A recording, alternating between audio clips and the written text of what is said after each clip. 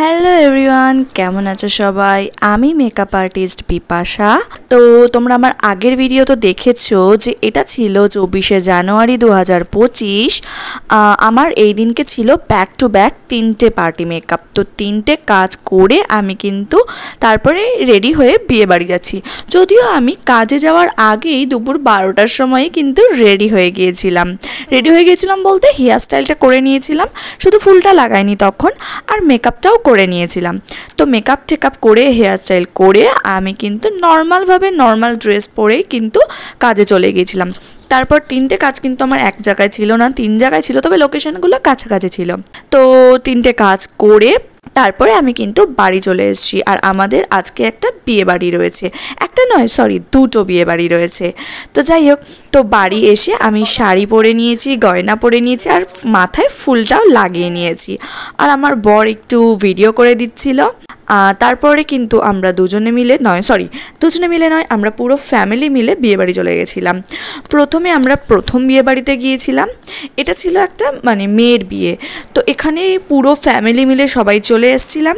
তো ফ্যামিলি সবাই, আমার শ্বশুর শাশুড়ি, কাকি শাশুড়ি, কাকা শ্বশুর, আমার দেওর, তো সবাই প্রথমে ঢুকে গেছে, আমরা একটু তাদের পেছনেই এসেছি। তো এখানে ঢুকে এত সুন্দর ডেকোরেশন ছিল, এত সুন্দর অ্যাম্বিয়েন্সটা।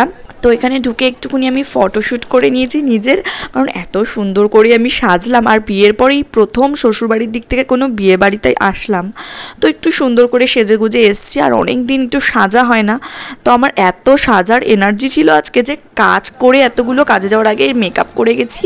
তারপরে কাজের থেকে এসে কিন্তু বাকি শাড়ি ড্রেপিং করে ফ্লাওয়ার লাগিয়ে গয়না পরে সেজে গুজে এসেছি। তারপরে এখানে দেখো, আমি কিন্তু আমার বর ভিডিও করে দিচ্ছিল, আর ওকে আমি ভিডিও করাটা শেখাচ্ছিলাম যে তুমি একটু পেছনে যাও বলছিলাম, এরকমভাবে এরকম অ্যাঙ্গেল থেকে এরকম করে ভিডিও নাও।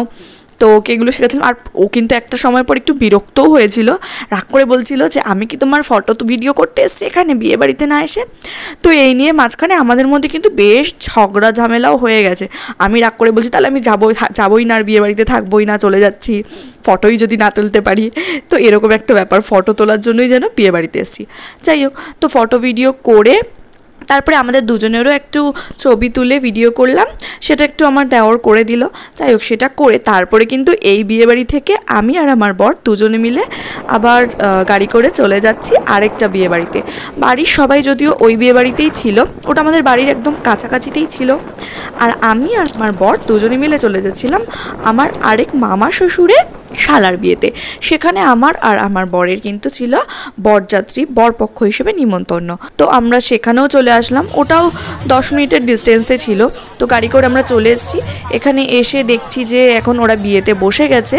তো দুজনের এই মামা আর মামির বিয়ে হচ্ছে।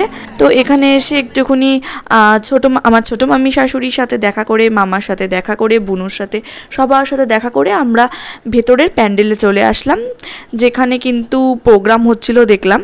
তো এখানে গান টান হচ্ছিল, এখানে কিছুক্ষণ থাকলাম, স্টল থেকে আমরা খেলাম। তারপর এখানে কিছুক্ষণ থেকেই খাওয়া দাওয়া করে আমরা কিন্তু বাড়ি চলে আসলাম। তো যাই হোক, দেখা হচ্ছে পরের ভিডিওতে। আর এই ভিডিওটা কেমন লাগলো সবাই অবশ্যই জানিও। সবাই ভালো থেকো, সুস্থ থেকো, টাটা।